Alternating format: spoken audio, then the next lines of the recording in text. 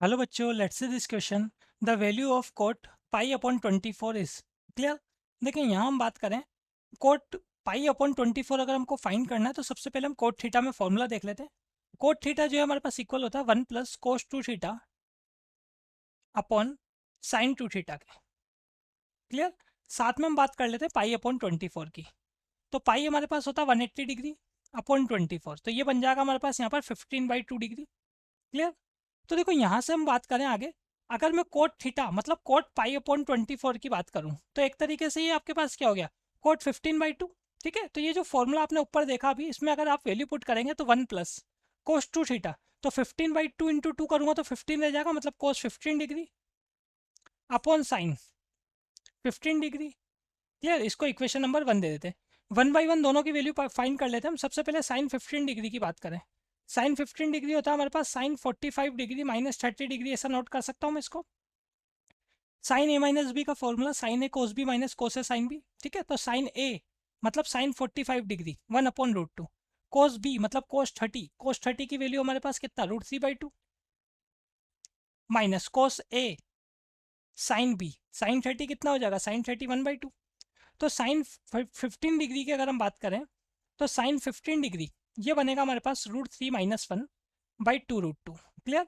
ऐसे हम बात कर लेते हैं यहाँ पर कॉस 15 डिग्री की। कॉस 15 डिग्री इसको मैं नोट कर सकता हूँ यहाँ पर कॉस 45 माइनस 30।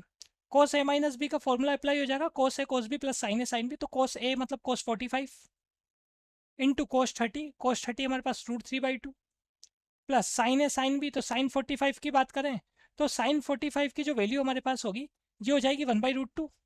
क्लियर। तो ये 1/√2 आ जाएगा। और साइन 30 की बात करें तो ये 1/2, तो ये बन रहा है √3 + 1/2√2।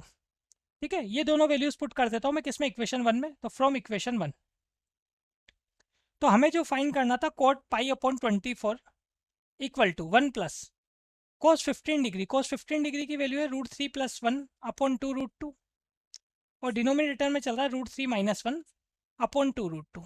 क्लियर। यहाँ पर अब क्या करेंगे, हम एलसीएम लेंगे। तो एलसीएम लेंगे तो देखो न्यूमरेटर और डिनोमिनेटर में जो 2√2 चल रहा है वो तो हमारे पास कैंसिल हो जाएगा।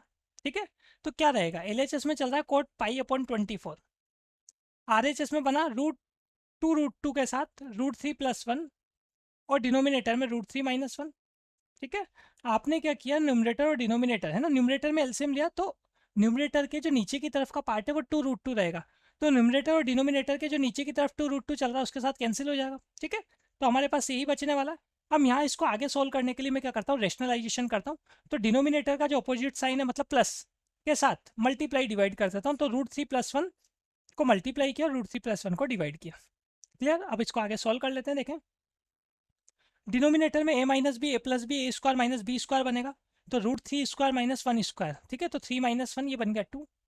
फिर 2√2 √3 से मल्टीप्लाई हुआ तो 2√6, 2√2 1 के साथ मल्टीप्लाई होगा तो 2√2, √3 के साथ मल्टीप्लाई होगा तो 3, √3 1 के साथ मल्टीप्लाई होगा तो √3, 1 √3 के साथ मल्टीप्लाई होगा तो √3 और 1 1 के साथ मल्टीप्लाई होगा तो 1। क्लियर। देखें आपके पास ये 2√6 2√2 3 + 1 4 हो गया हमारे पास, और √3 2√3 होगा। अपॉन में चल रहा है 2, सभी में 2 कैंसिल हो जाएगा, सभी टर्म में 2 आके कैंसिल हो जाएगा डिनोमिनेटर के साथ। तो ये बनेगा √6 + √2 + 2। ठीक है, और ये लास्ट वाला देखो √3 और √3 जब ऐड हुआ ना तो 2√3 बना आपके पास। ठीक है, तो 2 यहाँ भी कैंसिल होगा तो कितना रहेगा, √3 रहेगा। क्लियर।